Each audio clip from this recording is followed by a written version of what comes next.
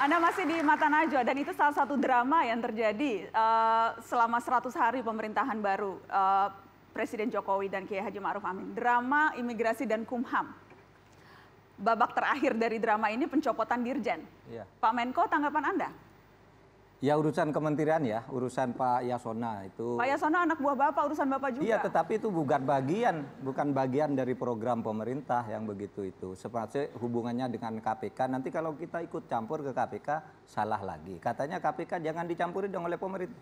Biar aja dia kejar sendiri tuh si Harun Masiku itu. Kita ikut-ikut nanti dikira ikut main. Biarin aja. Lalu Pak Yasona merasa ada sesuatu yang tidak beres, kan lakukan. Nanti kan akan ada pertanggungjawabannya itu benar atau tidaknya. Bagaimana dengan pertanggungjawaban menterinya? Karena ada yang menilai pencopotan Dirjen itu sebagai cuci tangan Menteri Yasona. Ini buang badan Menteri anak buah Pak Menko? Lah, menurut saya dia punya alasan-alasan sendiri untuk melakukan itu. Silakan saja gitu. Nanti kan akan kita dengarkan keterangannya. Mengapa? Kalau saya sih sudah mendengar dari dia sebelum dia melakukan itu sudah bilang, tapi saya bilang kalau Anda punya alasan-alasan begitu, saya tidak bisa ikut campur. Dan ini urusannya kan dengan KPK, urusannya dengan partai. Jalan saya kan ke sana, saya tidak akan belok ke sini. Itu bukan urusan saya, nanti saya tidak sampai ke sini, saya bilang. Silakan. Tapi masa aja. itu bukan urusan Pak Mahfud ketika ada satu menteri yang dinilai oleh publik konflik kepentingannya sangat besar. Ketika seorang menteri yang petugas partai konferensi pers atas nama petugas partai, padahal ia juga menteri hukum, yang kader partainya itu diduga terlibat kasus KPK. Ini Pak, kita masih ingat Pak, saya sengaja putarkan supaya Pak Menko lihat. Ini pantas tidak Pak Menteri? Menurut saya biasa-biasa aja. Biasa orang melakukan itu, terserah dia kan. Nanti akan ada proses penilaian tersendiri. Kalau dia melakukan tindakan cepat, kita cegah ternyata dia benar gimana? Ya biarin aja. Atau nanti kan akan ada sebuah proses perkembangan yang akan menentukan dia benar atau tidak. Kemudian ini akan tanggung jawab politik, apa tanggung jawab moral, nanti akan ketemu sendiri. Bahwa itu mempengaruhi kredibilitas pemerintahan saat ini? Mungkin saja bagi sebagian orang, iya, bagi sebagian orang lain tidak. Loh itu kan dia hubungannya dengan KPK merasa tidak nyaman dengan apa yang terjadi di situ karena katanya sih dia merasa kok saya melakukan tindakan yang menurut saya benar, kata dia. Kok lalu dikait-kaitkan seakan-akan saya ini orang PDI gitu. Lalu dia melakukan tindakan itu karena dia merasa terfait accompli oleh anak buahnya.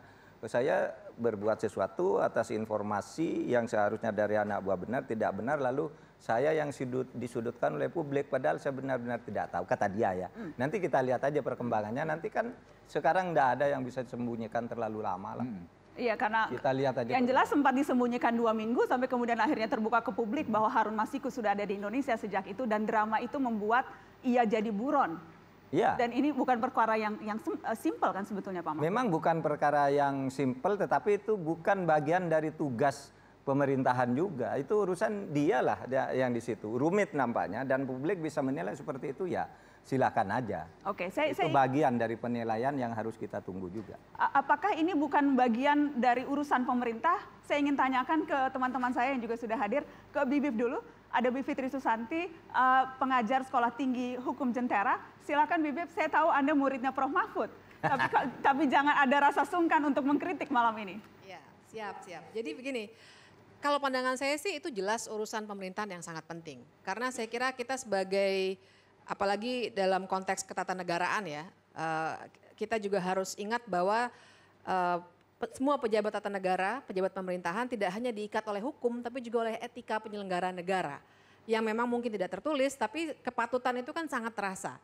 Nah buat saya sebenarnya dan buat saya juga sebenarnya Prof. Mahfud sangat wajar bila kemudian berkomentar. Apa yang dilakukan oleh Pak Yasona sebenarnya menunjukkan dengan jelas, pertama ada conflict of interest dalam kapasitasnya sebagai menteri dan sekaligus juga sebagai partai politik.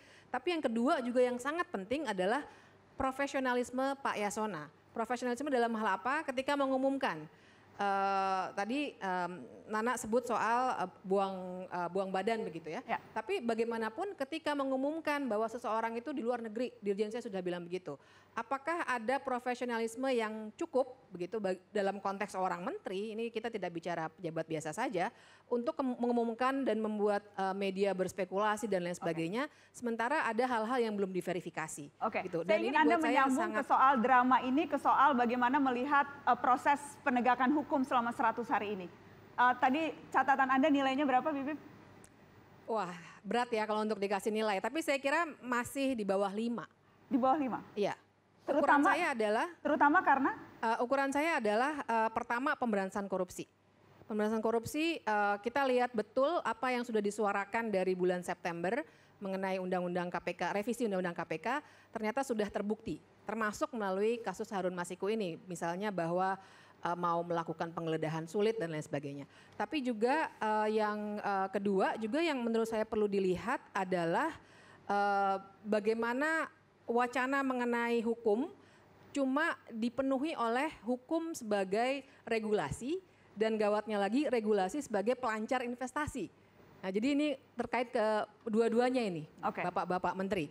Padahal kan kita tahu semua hukum tidak hanya soal itu, hukum juga soal bagaimana orang yang digusur misalnya di Taman Sari tapi tidak ada pertanggungjawabannya atau di tempat-tempat lain ya dan lain sebagainya. Itu malah tidak tersentuh selama 100 hari ini. Oke, silakan Pak Mahfud, nanti saya ke Pak Luhut. Di bawah 5 Pak? Contohnya tidak fair. Misalnya hanya menyebut soal Masiku, soal KPK sulit menggeledah. Anda tidak melihat kasus besar lain yang dibuka justru hanya karena pemerintah yang bisa membuka. Kasus Jiwasraya itu kalau mau ditutup oleh pemerintah, tutup, tidak ada yang tahu. Tapi Erik diperintahkan buka.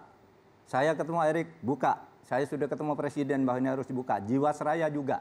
Anda tidak tahu itu bahwa itu pemerintah. Kenapa hanya terfokus pada soal apa? Tidak bisa menggeledah dan sebagainya. Supaya ingat loh, KPK itu didesain sebagai lembaga yang bisa melakukan tugas tanpa diintervensi. Kalau dia tidak bisa menggeledah, ya salahnya sendiri dong. Geledah, mau buru, gitu. Presiden juga mengatakan begitu, ini terus terang. Baru kemarin saya bicara dengan Presiden. Pak Mahfud, jangan pikir bahwa saya membackup siapapun. KPK buru itu, kenapa ada orang 5 kali dipanggil, tidak datang kok dibiarkan. Kenapa ada orang tidak ketemu kok tidak dicari. Masa negara kalah? Gitu. Itu biar KPK yang bekerja. Gitu, satu. Entar dulu. Kejaksaan Agung, coba.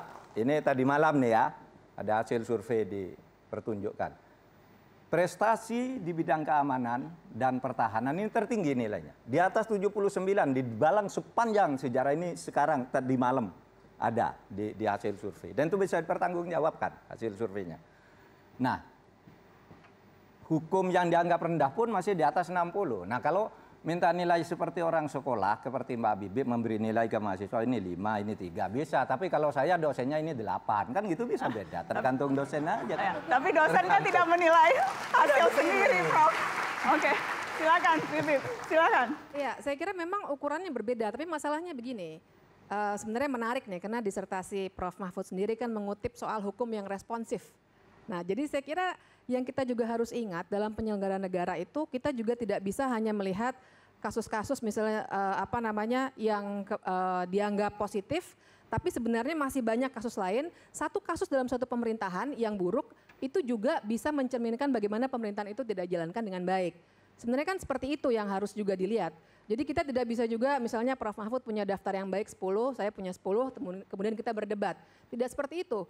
Ada satu kasus pun yang skandal pun dalam pemerintahan yang menurut saya kemudian mengganggu rasa keadilan masyarakat, prinsip negara hukum, maka sebenarnya sudah patut sekali pemerintah itu dikritik. Gitu. Jadi saya kira kita tidak berlomba-lomba mencari berapa yang baik, berapa yang buruk. Tapi salah alamat ini, salah alamat. Begini loh, kalau hukum jelek itu, saudara, itu bukan pemerintah, itu kan pengadilan yang sering dikritik. Wah, sekarang nih zaman Pak Jokowi koruptor banyak bebas. Lah yang membebaskan siapa? Kan Mahkamah Agung. Kenapa itu diberi remisi? Kenapa itu diberi gerasi? Itu kan Mahkamah Agung. Kalau presiden, kita kan sudah tegas. Tegakkan hukum tanpa pandang bulu. Yang tidak perlu diberi ampun, tidak usah diberi ampun. Tapi Mahkamah Agung yang membebaskan, lalu disalahkan ke pemerintah lagi. Kan gitu. Misalnya, urusan penegakan hukum yang dilakukan masalah Garuda, Asabri, Jiwasraya itu kan dilakukan oleh Menteri Keuangan dan Menteri BUMN. Lalu prestasinya ini bukan dianggap hukum, dianggap prestasi bidang keuangan. Padahal ini hukum nih, penegakan hukum gitu. Kenapa itu tidak dilihat seperti itu? Cara melihat tuh harusnya lebih objektif. Bahwa ada kekurangan sudah pasti. Tapi dilihat juga dong prestasi-prestasinya agar bisa imbang.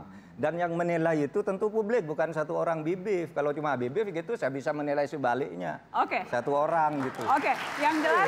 Jadi Prof. Yes. kalau saya mau boleh sumbang, ini kan banyak nih yang lebih muda dari kami. Tidak sesederhana yang Anda lihat kok pemerintah itu. Enggak. Saya juga dulu berpikir kalau saya jadi menteri lantas semua bisa saya selesaikan. Tidak sesederhana itu. Jadi Anda pun nanti Fitri misalnya mau jadi satu ketika jadi akan melihat betapa kompleksitas masalah itu. Tidak serta-merta kita bisa menjudge satu orang. Ya.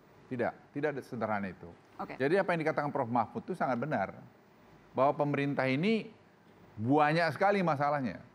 Jadi kalau Anda ada tiba-tiba satu masalah, sepanjang itu dibongkar dan diperintahkan oleh Presiden tuntaskan, itu saya kira sudah benar. Nah Presiden itu punya kehebatan itu. Nah Prabowo bilang sama saya, dia bilang, Bang, kalau mau kerja jujur, Pak Jokowi inilah bos yang paling enak.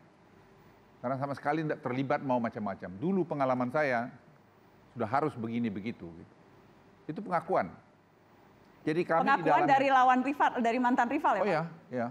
Saya dengan mantan rival betul. Dan yang bilang Pak Mahfud tadi, ya Prabowo itu memang menghormati. Dia bilang sama saya, Bang, saya hormat pada panglima tertinggi. Dia bilang, kenapa? Ya betul-betul dia menunjukkan contoh. Oke. Bilang, Mas Prabowo jangan korupsi. Itu yang dia bilang itu betul. Nah Presiden perintahkan kami semua sama. Saya tidak mau lihat ada korupsi. Jadi kalau orang bilang sekarang ini penanganan korupsi itu tidak jalan, sangat jalan. Misal, saya undang KPK di kantor saya pada ribut. Kenapa? Saya padahal bilang sama Pak Firly, Fir, saran saya ini biar kalian KPK itu kan dua sisi tuh, ada pencegahan, ada penindakan. Oke. Pencegahan ini sekarang kau mainin banyak. Investasi itu ratusan triliun. Itu ada di tempat saya. Jadi setiap proses pengambilan keputusan, hadirlah kalian. Supaya jangan terjadi korupsi. Jangan ditunggu korupsi dulu baru tindak. Sepertinya kita korupsi semua. Jadi hal-hal semacam ini perlu kita kedepankan. Jadi jangan terus buruk sangka.